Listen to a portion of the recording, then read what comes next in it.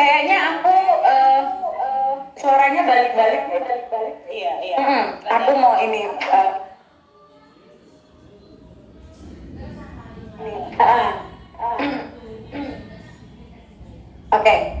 Oke, cek.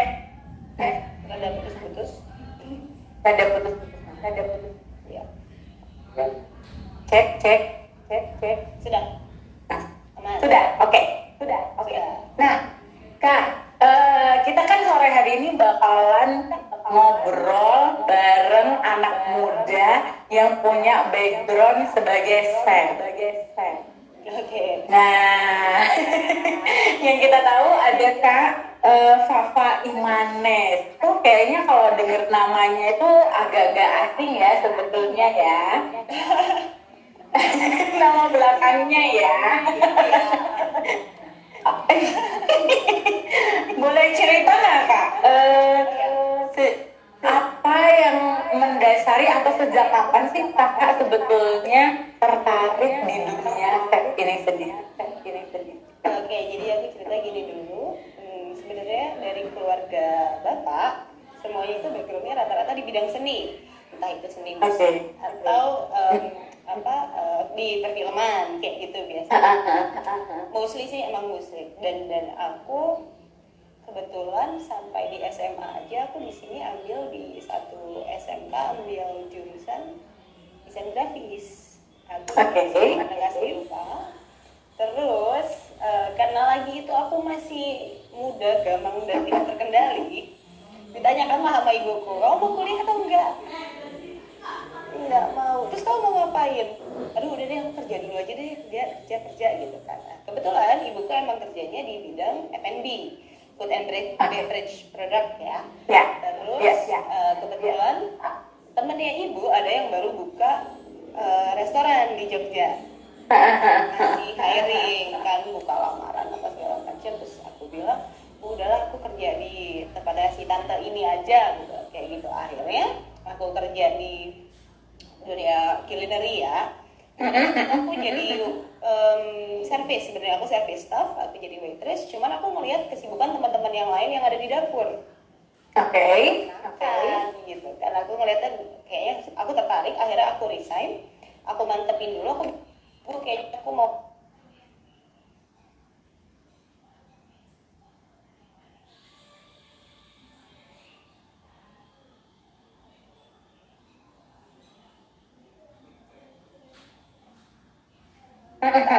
akhirnya keterusan sampai sekarang itu dari tahun 2012 kalau nggak salah.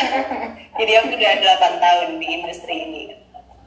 Oke, berarti udah lama banget. Berarti dari SMA atau baru dari lulus ya? Baru lulus. Iya, dari lulus SMA. Oke, dari lulus SMA, terus karena sebenarnya di keluarga darahnya darah seni gitu ya, tapi tertarik buat nyoba hal yang baru gitu ya, terus kemudian mulai tertarik ke situ. Terus habis itu sekolah set, akhirnya sekolah set. Iya, aku ambil hitungannya sebenarnya itu kayak kursi intensif kurs waktu itu, bukan yang pendidikan formal kayak kuliah gitu. Enggak, aku nggak ambil yang formal, cuman aku ambil intensif kurs selama 3 bulan di luar. Oke. Nah, kalau Kak Fafa sendiri sebetulnya kan kita sekarang masuk di masa COVID gitu ya. Yang kita tahu masa ini tuh memang menjadi sesuatu yang berat buat semua ya, nggak cuman semua lapisan lah ya gitu. Nah kalau Kakak sendiri nih terus muncul kan di Instagram, di Twitter atau di video-video tutorial gitu ya, semua orang tuh jadi kegandrungan buat masak, ya kan?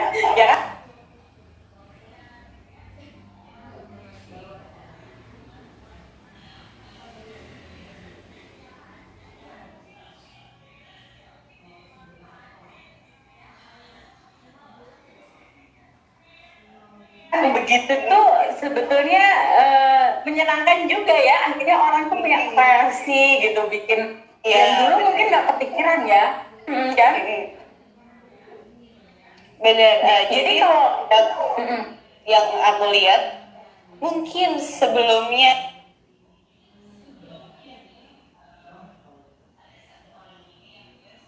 nih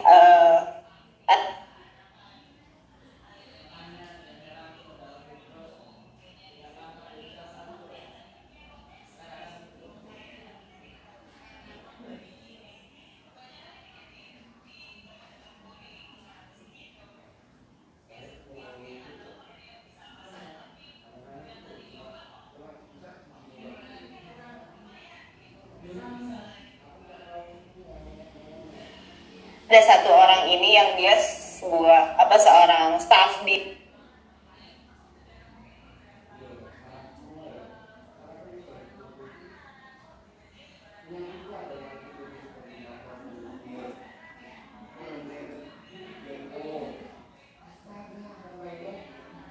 ya, jadi di masa pandemi ini bikin orang tuh makin kreatif, kue lebaran gitu ya. Ternyata enggak, ternyata temenku sendiri cerita produksi dia tuh makin banyak gitu. Jadi kayaknya mulai dikirim-kirim gitu. Nah, Kak, sebenarnya kesibukan kakak selama pandemi ini apa aja? Apa juga sama bikin tutorial masak atau bikin tutorial apa namanya bikin makanan gitu? apa ya, kesibukanku sama dari sebelum adanya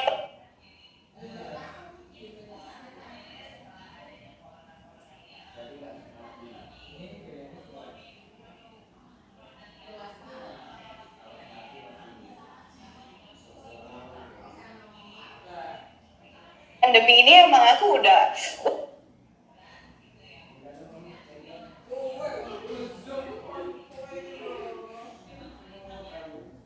serak di dapur kan, jadi maksudnya mereka kan pasti kan akan lebih mengutamakan makanan.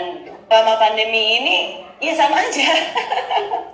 Jadi sama aja ya. Jadi tikus dapur aku sama. Tiap hari emang udah di dapur gitu ya, jadi sama aja. Tapi yang beda mungkin membatasi diri untuk keluar-keluar. Bener itu. Itu jadi lebih banyak di rumah. Cuman kemarin akhirnya mau juga aku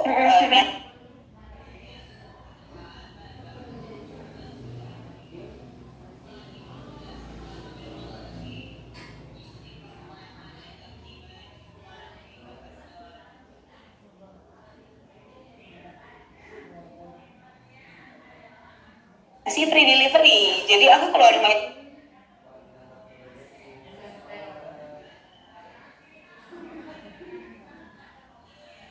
hanya untuk belanja, mendukung pemerintah melalui kita menjalankan protokol tapi satu pakai masker, kemudian yang kedua social distancing, physical distancing, kemudian pakai hand sanitizer atau cuci tangan gitu ya, dan cuci tangan. Dan itu jadi penting banget. Nah Kak, sebelum kakak memulai karir sebagai chef gitu ya, itu pernah nggak sih Kak ada yang ngeremehin gitu? Misalnya dari orang tua tuh pada saat apa kok nggak di dunia seni gitu, gimana komunikasinya ke orang tua? Terus ada nggak sih orang yang kamu nggak mungkin sukses deh nanti kalau kamu ke dunia yang chef begini? Kalau aku malah kejadian yang terjadi sama aku justru malah gini, karena aku sebelumnya di rumah tuh nggak pernah masak sama sekali. Sebelum akhirnya aku kerja ya, aku nggak pernah ke dapur sama sekali. Terus tiba-tiba aku udah kerja di restoran, aku udah jadi kitchen staff. Terus akhirnya keluarga tuh yang, emang kamu bisa masak? Emang enak masakan? Rata-rata sih kayak gitu. Kalau dari lingkup keluarga gitu. Kalau dari lingkaran yang lebih besar, malah yang ya itu karena tahu ada nama belakang itu ya. Berusin berapa? Kenapa nggak bermusik aja? Kenapa nggak? Nah ya itu pasti ada. Itu pasti ada. Cuman kembali lagi, I am myself dan bapakku adalah bapakku. Passionku emang udah dimasak, udah nggak bisa diganggu-gugat kayaknya. Oke, nah jadi dari awal tuh justru malah yang kayak nggak percaya tuh keluarga ya, karena emang di rumah nggak Iya, melakukan aktivitas itu ya. nggak pernah sama sekali. Terus pada saat mereka, oke, pada saat mereka nyobain masakanmu gimana Kak Revi? Iya, sekali waktu sempet keluarga datang pas aku lagi shift di kerjaan. Cuman yang kayaknya tetap mereka tuh kayak gengsi gitu mau bilang masakanku enak. Oh iya, ternyata bisa masak gitu. Ya, Parah ya, parah. Iya, tapi emang kalau aku relationship sama ibu emang Ya. kita sering bercanda gitu, sering celah-celahan kayak gitu. Kayak untuk Oke. expressing I love you aja tuh kita ada gengsinya tuh yang iya ya udah iya aku sayang sama itu. Oh, gitu. Udah lah, nggak usah gitu banget lah gitu. Iya, ini tuh kemarin juga kita sempat ngobrolin sih Kak soal toxic relationship bareng orang tua. Jadi kadang kala tuh emang nggak semua relasi tuh bagus ya, terutama dengan ibu misalnya gitu. Ada yang sebenarnya sayang tapi nggak bisa ngungkapin. Ada yang ngungkapin sayangnya tuh dengan nyuciin piring, bersih kan? Iya. Nggak semua harus Ternyata tidak disampaikan gitu. langsung gitu ya. Ada banyak yang begitu gitu karena Iya. kita juga kalau kita lihat mungkin pola asuh ibu kita ke kita itu juga begitu. Jadi mengungkapkan rasa sayang itu tidak serta-merta ngomong I love you, aku sayang kamu, tapi lebih ke kayak nyuciin baju itu udah bentuk rasa sayang, atau tidur nyelimutin gitu, hal-hal kecil yang sebenarnya kita juga suka nggak perhatiin gitu. Nah, Kak, kalau itu kan tadi dari keluarga, ada nggak dari teman-teman kakak atau misalnya dari apa ya partner tuh misalnya pasangan atau dari tempat kerja yang kamu nih nggak punya kemampuan itu deh gitu. Oh, Ada let nggak me ya? tell you something. Oke. Aku ya anggaplah udah 8 tahun gitu ya, udah keluar masuk dapur dari yang commercial kitchen yang emang aku sebagai staff di sana sampai akhirnya aku yang punya tempat itu gitu. Oke, ya. Kitchen life is hard. Oke. Semua orang diremehin, apalagi anak baru gitu kan yang kayak emang tanda kutip kayak digembleng di sana. Oke. Mental tuh bener-bener yang dibilang kamu useless, kamu ini kamu itu, oh itu segala rupa cercaan tuh kayak udah diterima dan itu tidak memandang gender. Oke. Jadi ketika emang kamu salah, emang kita ditempatnya begitu. Aku nggak tahu ya kalau sekarang ya, karena aku udah nggak di commercial kitchen, maksudnya dalam artian kerja di dalam restoran tuh udah 2 tahun gitu. Ya. Cuman kayaknya itu kalau aku baca-baca emang udah jadi kulturnya di dapur. Oh.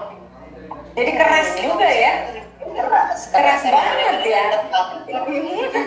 Ya. Jadi kalau kita lihat salah Pertama satu emang sakit hati.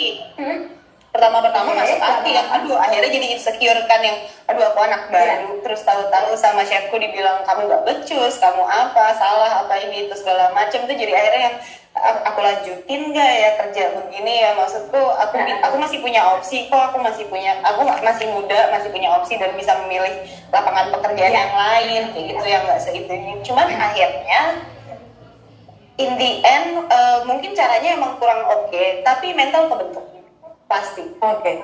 Nah, itu kira-kira yang melatar belakangnya apa sih Kak? Atau mungkin karena kan ini kaitannya sama makanan ya. Jadi kalau kita nggak juga hati-hati kan kebersihan juga. Kemudian kalau sampai ada kesalahan-kesalahan bumbu, misalnya takarannya aja beda kan, itu pasti rasanya juga beda. Nah, latar belakangnya apa sih? Latar belakangnya apa sih? Kenapa nggak ngomongnya baik-baik? Kenapa nggak? Pertama, we don't have time for that. Apalagi kerjanya di restoran, kita nggak pernah tahu kapan akan rame, berapa orang yang akan datang. Segala sesuatunya yang dilakukan harus bisa seefisien mungkin. Ya. Gitu. Itu pertama udah rushnya di situ. Kedua, it's quite stressful. Lingkungannya memang stressful. Kita kerja nggak cuma pakai otak, cuman badan ngikutin juga kan. Ya. Itu aku kalau lagi in charge, aku bisa nge-shift tuh bisa kurang lebih 12 sampai 14 jam setiap harinya. Oh ya? Ya. Aku jadi inget ini nih. Jadi inget main game itu loh Kak. Kan ada tuh game yang resto kita Cooking Dash. Diner Dash ya. Diner Dash. Itu juga, iya itu kan sama kan. Misalnya pas udah kelar gitu ya, terus udah yang gebuk-gebuk piring gitu ya, udah pergi tanpa bayar gitu kan. Jadi kita bisa bayangin kalau kita telat, itu kan telat masak, telat pelayannya datang gitu ya. Itu tekanannya tuh nggak cuma dari internal, tapi tekanannya juga dari eksternal ya. Itu komplain segala macam itu ya. Benar, karena walaupun sebenarnya yang di ujung tombak ini adalah kan waitress dan waiter, tapi kan tetap sebagai tim produksinya kita dipaksa untuk perfeksionis. Ini kita ngasih untuk customer, which customer are kings, right? Kayak gitu, dan benar-benar ada standar yang harus kita ikutin kayak gitu. Nggak mau, jangan sampai ngorbanin kualitas untuk timing, dan jangan sampai ngorbanin timing untuk kualitas. Itu yang benar-benar harus itu yang jadi pegangan betul ya. Jadi jangan sampai ngorbanin kualitas untuk timing, dan jangan sampai ngorbanin timing untuk kualitas gitu. Kayaknya nggak cuma di dunia chef ya Kak, kalau kita mau ngomongin soal timing dan kualitas tuh hampir di semua pekerjaan harusnya kita selain menjaga kuantitas juga kualitas gitu. Juga waktu bidang gitu jasa lah ya rata-rata ya. Oke. Nah ini aku ada titipan ini pertanyaan sebetulnya. Iya. Jadi berdasarkan data Indonesian Chef Association sampai dengan akhir tahun 2016, dari sekitar 2.200 anggota asosiasi, koki, pengajar, pemerhati, pengusaha kuliner, 80%-nya tuh laki-laki. Nah, gimana tuh pandangan Kak Fafa melihat dominasi ini, dan sebetulnya apa sih tantangannya gitu untuk perempuan yang ada di profesi ini? Karena kalau kita ngomongin rumah tangga misalnya ya Kak ya, seolah-olah ya orang itu mengkonstruk perempuan itu takdirnya gitu ya, itu adalah dapur. Tapi begitu, jadi itu sangat berkebalikan kan, begitu ada di ruang publik, itu laki-laki mendominasi 80%. Jadi sebenarnya kan nggak bisa juga dibilang bahwa memasak itu adalah takdir perempuan gitu. Jadi kalau aku melihatnya gini, emang ya itu benar. Kok kebalik ya? Kayaknya dari dulu yang biasanya aku dengar women belongs in the kitchen, perempuan biasanya di dapur. Tapi ketika aku step in, ini cowok semua, dan akhirnya aku ngerti dengan lingkungan kayak gini, dengan pola kerja yang seperti ini, kayaknya secara fisik laki-laki dianggap lebih mampu dan lebih mumpuni untuk pekerjaan ini. Tapi jangan salah, kalau di kitchen pastry itu dominasi perempuan. Oh, di kitchen pastry-nya ya? Iya. Oke.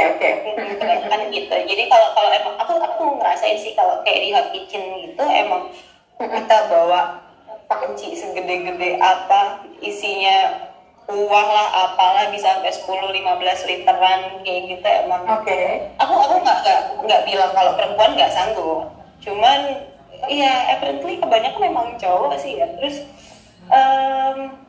kayak stigma perempuan harus di dapur, itu yang benar-benar aku balikin lagi sekarang. Sekarang aku ada di dapur, cuman aku serving orang-orang banyak, bukan cuma serving satu orang. Kalau misalnya omongan yang bilang perempuan harus ada di dapur, biasanya kan yang kayak lu harusnya ngurusin suami lu aja, lu masakin suami lu aja. I don't believe in that at all. Ya, jadi dari sini ya teman-teman, kita bisa tahu bahwa sebetulnya dapur itu bukan soal tugas perempuan, tapi dapur itu soal berbagi peran. Karena kalau misalnya ya kamu bilang, misalnya teman-teman bilang kalau perempuan tugasnya di dapur tuh menjadi takdirnya perempuan. Nah, terus kalau yang di koki-koki ini datanya justru nunjukin 80% itu laki-laki. Jadi artinya dapur itu adalah peran yang bisa dibagi dan bisa dipertukarkan gitu. Jadi kesetaraan gender tuh sampai pada tahap melakukan itu teman-teman gitu. Nah ini pesan dari Kak Papa juga sebetulnya poinnya ada pada peran. Misalnya kenapa yang di dapur ini dominasinya laki-laki, yang di dapur ini dominasinya perempuan gitu. Lebih ke pembagian peran yang ini besar-besar dan mungkin butuh tenaga yang lebih ekstra. Walaupun perempuan bisa lakukan, tapi kemudian ada bagian peran di dalamnya. Oke, sekarang ada pertanyaan lagi. Kayaknya ini bikin roti dia, bikin kue. Selama pandemi ini, gimana menangkap peluang pasar, Kak? Ini sudah tidak produksi kue lebaran karena takut rugi, tidak ada lebaran, tidak ada yang beli jajan, katanya. Gimana ya, kalau selama ini akhirnya membaca pasar, emang kebanyakan customer yang beli itu untuk konsumsi pribadi. Kalaupun dia beli rada banyak, itu hanya untuk lingkaran kecilnya, mungkin kayak tangga atau ada keluarga yang datang, bukan yang kita untuk masing-masing. Jadi kalau aku sih ngakalinnya lebih ke itu, aku relaunch menu, aku develop menu yang sekiranya bisa dimakan sehari-hari. Nggak perlu yang harus istilahnya tuh yang khas lebaran banget. Kalau aku sih gitu ya. Oke.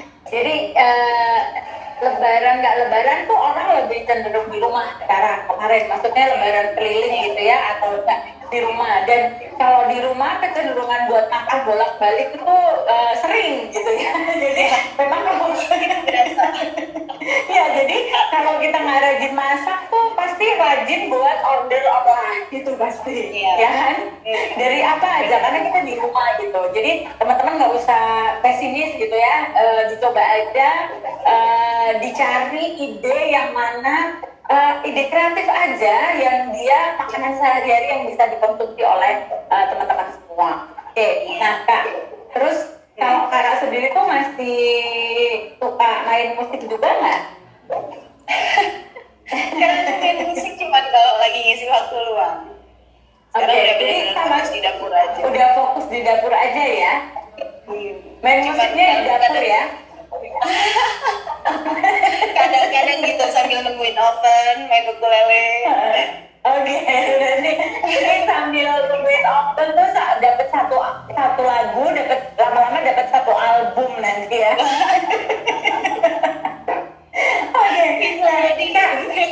Oke, nah Kak, kalau tadi kan kita ngomongin bahwa anak muda ini adalah anak muda yang berdaya. Nah, kalau buat Kakak sendiri sebetulnya berdaya itu apakah cuma secara finansial aja atau ada hal lain, Kak?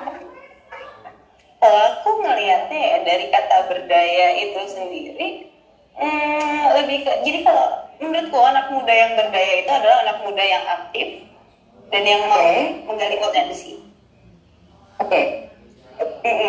Ya lebih kayak gitu sih, nggak melulu apa-apa itu diukur secara finansial, ya kan? Jadi kalau misalnya aktif, ada anak muda yang aktif, dia akan selalu mencari tahu, mencari hal-hal baru untuk dipelajari. Menurutku itu berdaya, dan ketika akhirnya dia udah tahu potensinya di mana aja, dia tekuni, itu udah menurut aku.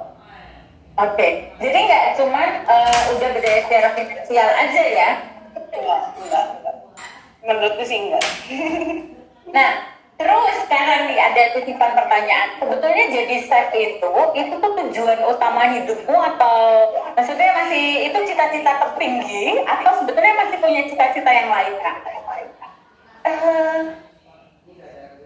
Apa ya, sebenarnya aku juga nggak nyangka bakal sampai di titik ini. Dibilang cita-cita juga bukan, cuman karena kebetulan aku sekarang udah sampai ada di sini. Dan ya kalau dibilang apa ya, kalau ditanya cita-cita ya gitu aja deh, pengennya ngapain, aku pengennya ongkang-ongkang kaki aja dapet duit. Jadi pengusahanya aja gitu. Kalau jadi chef itu kan orang ya. Ya kalau jadi chef itu kan, kalau dari definisinya aja lah, chef itu kan artinya head in the kitchen gitu. Dia yang emang benar-benar jadi kepala suatu dapur. Dan dia benar ngerjain segala rupanya, dari hal paling besar sampai hal paling kecil dia yang mengatur gitu. Kalau aku sekarang lebih, mungkin akhirnya setelah sampai di titik ini aku lebih pengen jadi entrepreneur udah gitu aja. Aku punya beberapa bisnis yang bisa aku handle, dan dari tiap bisnis itu aku bisa nge-hire chef, beberapa chef. Oke. Wah, ini nih teman-teman, ada anak muda yang cita-cita utamanya malah jadi entrepreneur. Nah, pada saat ngobrolin ini ke orang tua, tanggapannya gimana? Ada nggak sih orang tua, kamu harusnya kerja di perusahaan, kamu harusnya kerja di gitu, atau Enggak, langsung menyambut baik aja? nyambut baik karena ibu ya, kembali lagi karena ibu juga kerjanya di bidang yang sama gitu, food and beverage, dan itu lumayan beneficial buat aku dapat banyak link, dapat banyak ilmu dari teman-temannya ibu, dari rekan-rekannya ibu yang mana udah jadi chef jauh lebih dulu daripada aku kayak gitu. Jadi sama ibu benar-benar aku dilepas aja, udah do whatever you want, pokoknya stay on track gitu. Oke, jadi ini keren banget gimana dukungan orang tua di dalam meniti karir ya, dan juga komunikasi yang bagus antara anak dan orang tua, termasuk juga pemilihan cita-cita, pemilihan sekolah, pemilihan cita-cita, karena itu yang seringkali menjadi problem di dalam teman-teman membangun relasi dengan keluarga. Nah, Kak, ada pertanyaan nih. Menu masakan yang paling sulit menurut Kakak apa? Wow, menurutku yang kelihatannya remeh itu malah yang paling sulit. Ada Contohnya? kayak roti-roti breakfast kayak croissant, Danish, puff pastry itu kan kelihatannya kayak remeh ya. Itu pastry yang standar banget secara visual. Cuman secara teknik, aku nggak tahu udah ngabisin berapa ratus jam untuk perfecting satu. Oh ya? Iya, itu justru malah yang paling sulit. Jadi sulit itu nggak melulu secara teknik, tapi kayak untuk pemilihan bahan, terus komponen-komponen bahannya, kayak misal aku nyobain butter yang persentase lemaknya sekian dengan yang persentase yang sekian gitu, itu hasilnya bisa beda banget gitu. Jadi justru malah yang sulit, sebenarnya nggak ada pastry yang sulit, yang susah itu adalah perfecting. Kalau jadi pasti jadi, cuman it's not perfect gitu. Oke, ya, pertanyaanmu udah dijawab teman-teman. Ada satu lagi, suka makan ketoprak diaduk apa enggak? Aku nggak suka ketoprak. Aduh, nggak suka ketoprak. Jadi aku kalau beli ketoprak itu cuma telur dan apa, bihun ya, bihunnya aja, nggak pakai tahu, nggak pakai apa lagi. Pernah nggak sih nggak sih kamu tuh ngerasa pas udah dapet teman ya, terus kamu gagal? Oh, pernah dan sering. Jadi aku tuh kadang suka over pede. Kadang aku suka over pede. Misal aku udah punya list ya menu-menu yang aku jual. Cuman tiba-tiba ada satu customer yang, Mbak, aku bisa nggak custom, aku pengen ini, pengen itu, pengen apa. Aku suka menantang diriku sendiri sebenarnya, kayak oke, aku belum pernah bikin ini sama sekali, dan kebetulan ada yang order, ini waktuku untuk belajar, entah gimana caranya, pokoknya harus jadi gitu. Akhirnya ya benar, boncos. Gagal lah gitu. Itu 4 jam sebelum diambil. Akhirnya itu gimana caranya ini aku. Jadi aku sok-sokan gitu nyoba-nyoba teknik baru gitu. Sebelumnya udah ada satu resep pegangan, cuman aku mau coba eksperimen lah, nyoba pakai cara lain. Akhirnya ujung-ujungnya balik lagi pakai cara yang lama. Cuman setelah akhirnya ordernya jadi, customer sudah pick up, mereka puas, aku itu jadi PR lagi di rumah. Entah gimana caranya aku harus bisa pakai teknik. Nah, gimana caranya buat bangkit dari kegagalan? Kan nggak cuma soal memasak ya sebetulnya ya. Kegagalan kita tuh bisa banyak banget di banyak sektor lah. Misalnya yang kerja di dunia desain, seniman, atau kerjaan yang lain kan pasti ada gagal. Gimana kakakku bisa menyemangati diri sendiri buat bangkit lagi? Nah, aku itu belajar untuk bangkit dari kegagalan itu juga lumayan lama, Mbak. Oke. Aku mudah sekali insecure. Jadi ketika aku gagal, kadang aku yang ngerasa, oh kayaknya emang aku nggak becus deh, emang aku nggak bisa deh kayak gitu. Dan dulu awal-awal it takes time, a really long time untuk recover gitu. Cuman akhirnya semakin kesini aku ngerasa, aku udah sampai di titik ini, aku punya tanggung jawab, aku punya kewajiban lain. Kalau misalnya aku benar-benar mau galau dulu kayak gitu, aku nggak akan nyampe di targetku tepat waktu. Jadi aku bakal give time for myself, tapi secukupnya. Kayak gitu. Dan support dari lingkungan terdekat itu penting banget, dari orang tua, dari pasangan. Jadi poinnya adalah kita harus punya waktu buat diri kita dulu ya, untuk menikmati kegagalan itu ya, karena kegagalan harus dinikmati dulu biar kita tahu gimana cara buat bangkit. Kadang-kadang kan kita suka nggak nikmati, kita lari, kita berusaha buat aku harus cepat bangkit, tapi kita lupa bahwa ada situasi kita harus tahu menikmati kegagalan itu untuk tahu bagian mana yang harus dirubah, bagian mana yang harus diterusin gitu ya. Itu kan kayak harus di evaluasi ulang ya, kita kemarin gagalnya karena apa, kira-kira sebenarnya kemampuan kita itu sampai mana, ataukah kita terlalu memforsir kayak gitu kan bisa jadi faktor juga. So ya, kita time dan jangan dipush.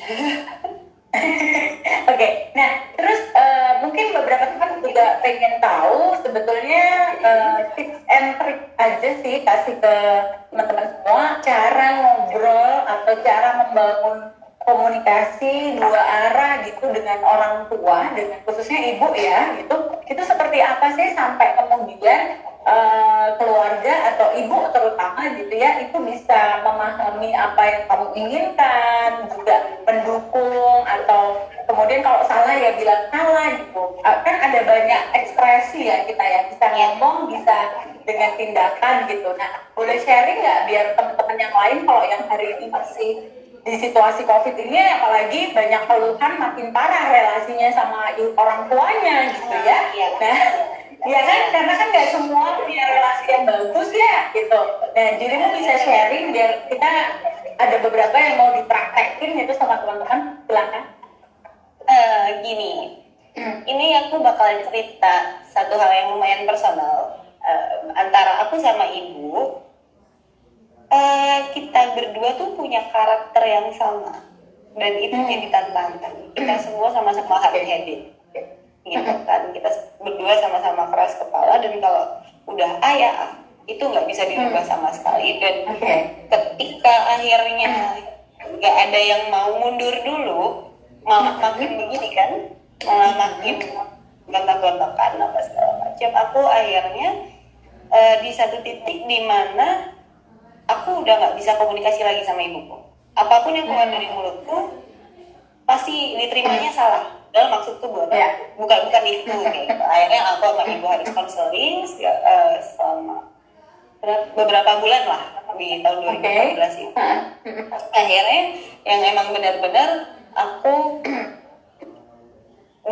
diajarin dan ibuku pun diajarin gimana caranya untuk tone down dulu. Jadi ketika memang sudah nggak bisa ketemu, ya udah yang satu harus ngalah dulu, dan ya lebih seringnya mau nggak mau anak ya kayak gitu.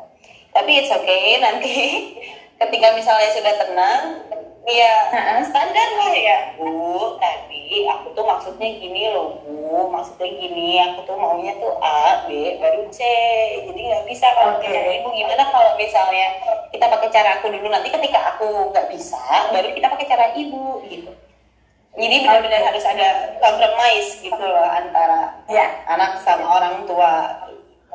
Apalagi kalau dua-duanya keras kepala gitu. Iya sama ya, kalau apalagi kalau misalnya kalau di Jawa tuh ketomnya sama gitu ya. Oh iya, kebetulan aku sama ibuku sama. Nah, jadi kadang-kadang udah ini sama persis persis deh, sama-sama keras Iya. kepalanya, sama-sama nggak mau ngalah gitu ya. Nah, teman-teman, aku terima kasih banget buat Kak Tava tuh udah bahkan mau sharing tentang ternyata situasi di keluarga itu nggak semuanya tuh punya relasi yang manis gitu ya, secara komunikasi, secara apa namanya gestur juga belum tentu kemudian ketika ketemu saling sapa gitu. Nah bahkan Kak Fafa tuh malah sampai melakukan konseling, itu salah satu upaya yang coba diambil gitu ya, biar kemudian komunikasinya bagus gitu dan tahu sebetulnya problemnya itu ada di mana. Nah problemnya itu ada di ego masing-masing ya sebetulnya ya. Nah, jadi buat teman-teman kalau misalnya masih ada di situasi yang susah banget ya komunikasi sama bapak sama ibu gitu ya, itu kayaknya memang harus, walaupun sampai konseling tuh nggak apa-apa, karena biar sama-sama ngerti, karena orang tua kita Iya, teman-teman. counseling itu nggak nakutin kok. Maksudnya kan Iya, banyak kan kalau benar. kita ke psikolog tuh seakan-akan kayak apa gitu ya. Iya, Padahal enggak.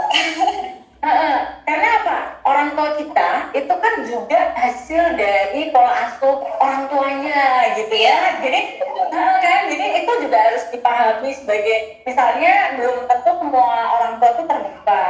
Ada komunikasi itu juga bisa dilihat gimana komunikasinya dengan simbah kita gitu, eyang kita. Kalau juga tertutup, oh berarti ini mereplikasi gitu ya pola asuh yang dulu ke sekarang gitu. Beruntung aja misalnya teman-teman Harus dicari jalan tengahnya kan itu.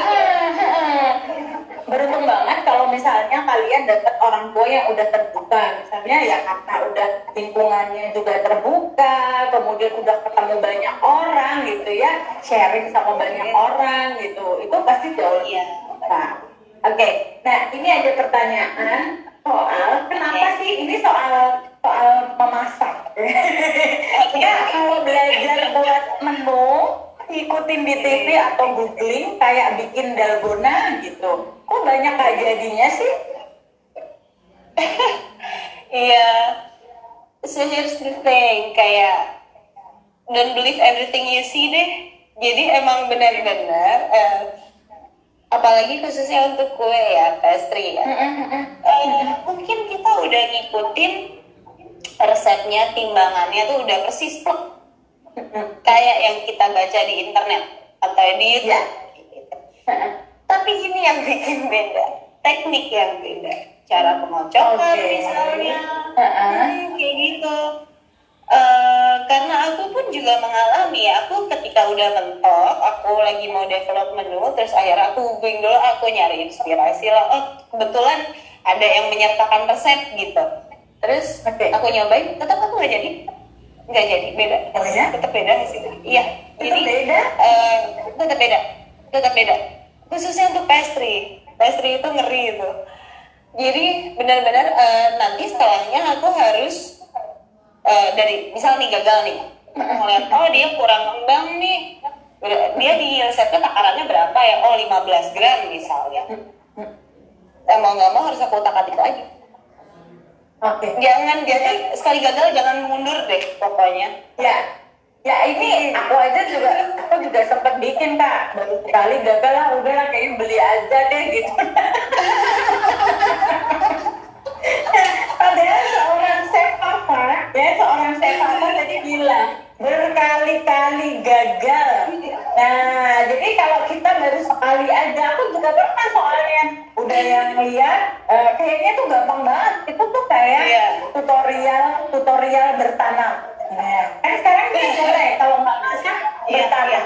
Sama, aku juga gitu. Jadi kayaknya buah gitu ya dipangkas terus udah di ini terus nggak hidup tetepan.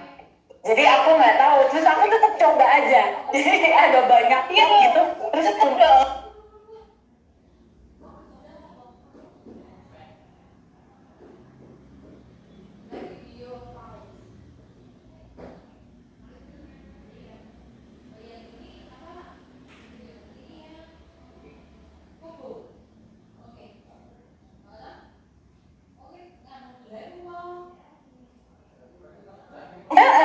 aku coba aja. Itu soal bertanam gitu ya.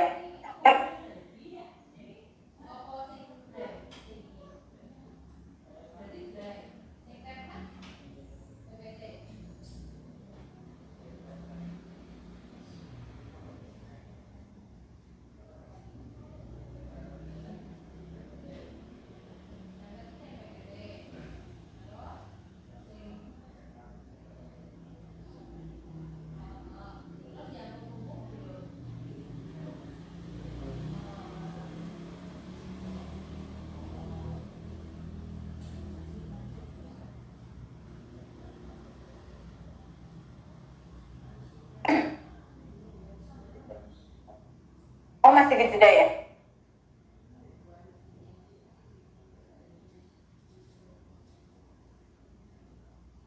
Oke, halo.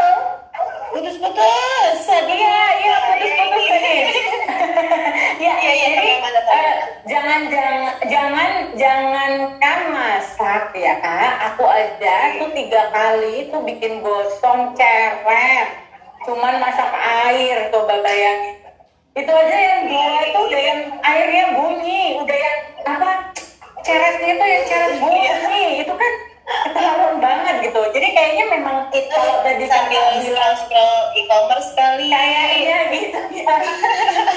Makanya kalau tadi kakak bilang itu udah ada bahannya tapi hasilnya beda tuh soal teknik, Iya, soal iya, benar. apa ya, niat juga kali ya Iya, kayaknya. jadi kalau misalnya emang dari kalian yang lagi nonton nih emang ada yang pengen masak-masakan juga, pengen jadi chef juga kayak gitu. Modal utama menurut kita emang dedikasi sih. Oke. Yang penting kalau misalnya emang passionate di bidang itu, terus sekali gagal pasti kan nggak mau, iya kan? Oke. Ya. Gitu. Jadi niat itu memang jadi utama banget ya. Benar. Oke. Nah, Kak, sekarang balik lagi juga ke kita ngomongin tentang ayah gitu ya. Nah, kan yang kita tahu yang kita tahu kan ayah tuh musisi gitu ya. Nah, pernah nggak sih kakak tuh sebenarnya dapat privilege nggak sih dari misalnya waktu daftar dulu waktu kerja 8 tahun gitu. Waktu daftar terus kayaknya nama belakangnya kok kayak tahu gitu. Ditanyain terus dapat privilege khusus gitu atau ya biasa aja gitu. Biasa aja itu yang tadi aku bilang, kitchen life is hard. Pertama, dia nggak mandang kamu siapa. Kedua, mereka nggak mandang kamu perempuan atau laki-laki ketika udah kerja di dapur. Ketiga, apalagi masalah nama belakang, nggak ada pengaruhnya lah gitu sama sekali. Oke. Kayak gitu. Cuma beda ketika akhirnya aku udah bisnis. Oh ini yang bikin tuh si Fafa itu loh, Fafanya, yaitu Fafa Imanes ini loh. Ternyata dia kan masak kayak gitu aja sih. Maksudnya kalau dibilang special privilege yang lebih special daripada itu nggak ada, sama sekali nggak ada, apalagi untuk jadi dapur. Ya, jadi benar-benar mulai dari nol banget ya kak ya? Iya. Benar-benar dari Aku mau bacain. Ada yang bilang Kak Fafa kalau bikin kue enak, kapan-kapan aku mau mampir pokoknya. Sekarang udah buka belum? Belum, aku sekarang jalan online. Oh, jualan online. Nanti kita kapan-kapan bakalan coba ya. Iya, ntar aku kirimin. Nah, ini ada juga Kak Fafa emang hebat gitu, terus terharu gitu kan, terus Kak Fafa keren. Oke, Kak, sebelum kita masuk ke sesi yang terakhir gitu ya, saya mau bacain ada 3 akun yang udah tadi nanya dan udah aku bacain. Yang pertama Rewi di TA, akun yang pertama. Yang kedua Sasmawati, yang ketiga Xmade of Stonex gitu. Nanti teman-teman akan ketikin di situ. 3 akun itu bakalan dapat tumbler Unala. Nah, gimana caranya tumbler ini bisa sampai ke rumah kalian masing-masing? Silakan follow Instagramnya Unala, terus DM ke Instagramnya Unala. Nanti dari admin akan kasih petunjuk, akan kasih arahan gimana caranya tumbler ini bisa sampai ke rumahmu masing-masing. Oke, Kak, sebelum pesan dan pesan, resep dessert atau pastry sehat yang bisa dicoba tuh apa Kak? Apa ya? Aku bingung deh kalau pastry yang sehat. Pastry soalnya rata-rata pakai butter dan krim dan berlemak-lemak. Gini aja. Breakfast bowl itu enak. Jadi dia bisa jadi dessert juga sebenarnya. Nggak selalu harus jadi untuk menu sarapan. Granola pakai buah-buahan, pakai sausnya yogurt, sama granola. Udah itu nice banget. Enak Kalau bilang banget manis sampai itu. ngadu, ya Oke, kan? jadi itu dan itu agak kayak begini ya. Iya dong. Buah-buahan buat imunitas kan, buat vitamin, apanya asupannya kan dari buah, yogurt buat pencernaan, dan lain-lain gitu. Jangan kebanyakan makan pastry. No, Oke. gulanya tinggi. Nah, sekarang Kak, aku pengen nanya. Iya. Makanan yang Kakak suka banget apa? Ini makanan apa? Kue-kue nih? Makanan apapun. Bisa makanan apapun, bisa kue, bisa makan beras gitu. Yang paling Aku suka paling suka sambal bawang dong. ternyata sama. Aku ceritain ya. Jadi semua teman-teman aku yang kerja di commercial kitchen, yang chef lah apalah inilah, ketika akhirnya dia harus makan, dia tuh malah nggak kepengenan makanan yang keren-keren. Rata-rata semuanya tuh pengen yang makanan rumahan yang paling simple, mudah dibuat dan bisa dimakan tiap hari. Ya, Kita udah cukup melihat bahan-bahan keren, udah cukup melihat bahan-bahan mahal ketika kerja. Akhirnya ketika udah sampai rumah, udah giung, enggak deh, udah gak kepengenan deh, udah sambal bawang aja sama telur ceplok enak banget kayaknya. Wah, itu tuh aku banget. Aku tuh pokoknya suka banget sambal bawang tuh sampai aku bikin apa namanya aku sampai tanam cabai gitu ya. Dan aku tuh bisa 2 hari sekali tuh bisa metik 10. Jadi 10 bikin sambal. Dan iya, makanya jadi sampai yang udah metik aja di kebun sendiri gitu. Nah, terus sekarang makanan yang apa ya?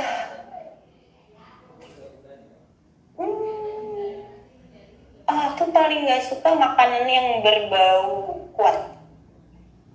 contohnya Kayak pete, jengkol, kayak oh gitu. itu kan, aduh kita nggak sehati nih, kalau ini nggak sehati.